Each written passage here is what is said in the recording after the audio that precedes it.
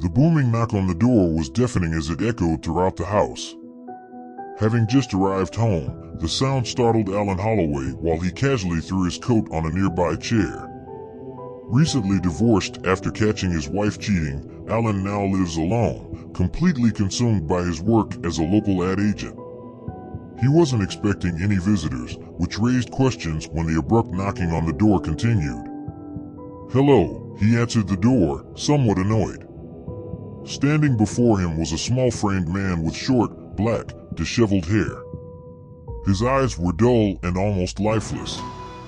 Alan stared at him, confused at first, then he slowly started to recognize him as an old classmate. "Lonny," he smirked, remembering him as a scrawny kid he used to bully. "Little Lonny McCollin. How the hell are you? It's been forever." "I forgive you," Lonny muttered in a low, monotone voice, while offering up a small wooden box as a gesture of forgiveness.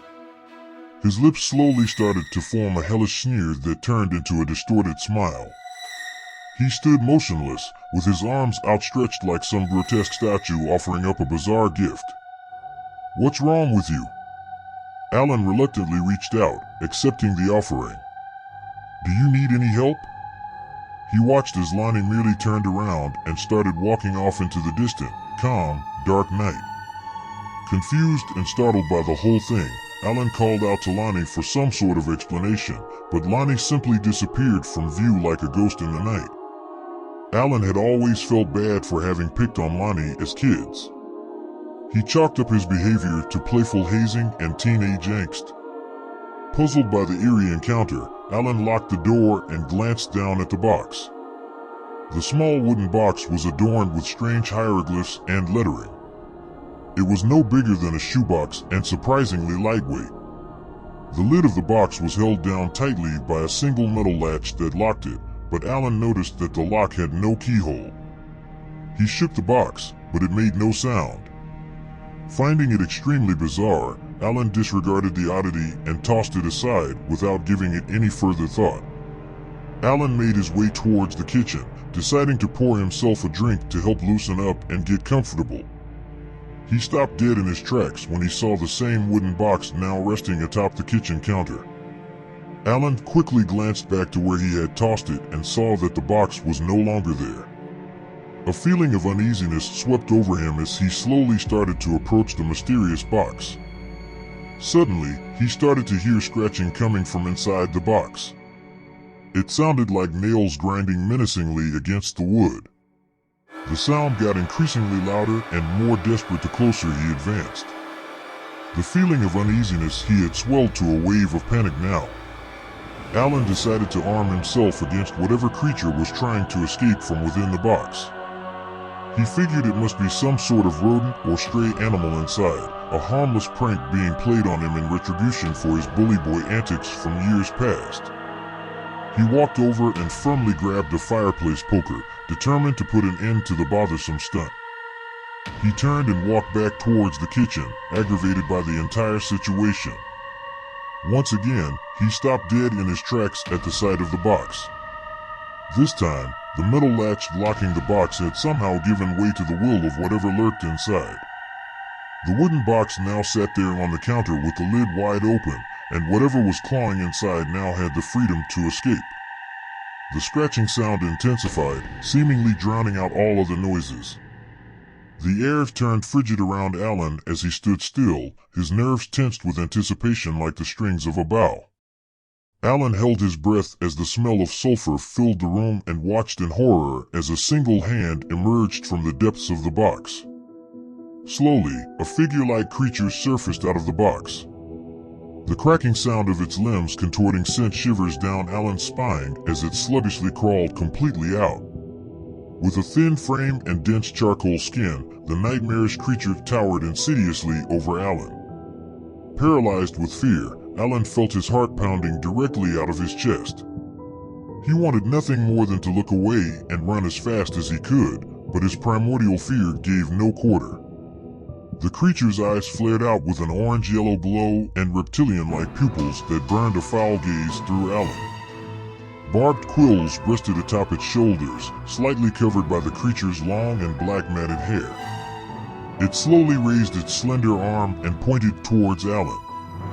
With a sinister growl, the creature brandished its teeth, forming an abnormally large and twisted smile across its face. Razor-sharp, triangular, and interlocking rows of white death were all that greeted Alan. Stuck in his throat, words failed to escape Alan as he stared directly at the monstrosity before him. He mustered up every bit of courage and broke free from the suffocating grip of his paralyzing fear. He darted in a frenzy across the hallway and towards his bedroom. Alan could feel his heart beating through his chest, pounding like war drums in his ears. His mind raced wildly, trying to make sense of what was happening. It was too overwhelming to grasp. Instinct and self-preservation were the forces driving Alan's will now. The bedroom doors slammed shut as Alan frantically entered, desperately searching for an escape. The windows were tightly latched, and he knew in the depths of his soul that he didn't have much time. Outside, he could hear the floorboards creaking underfoot as the creature stalked closer. Alan made a mad dash to a nearby closet, hoping to make a last stand or find refuge from the creature outside. He gripped his hands around the fireplace poker so tightly that his fingernails dug into his flesh, causing the skin to break. The creature was at the door now. Alan could hear it scratch and claw as it made its way inside the room. His body trembled with the anticipation of soon being trapped alone with the horrid abomination.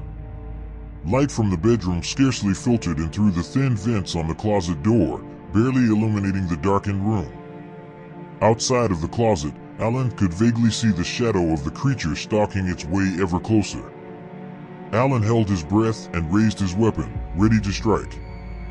He could see the shadow of the creature pacing back and forth at the threshold of the closet door. A wave of terror washed over him, a fear so powerful that it consumed his entire being whole.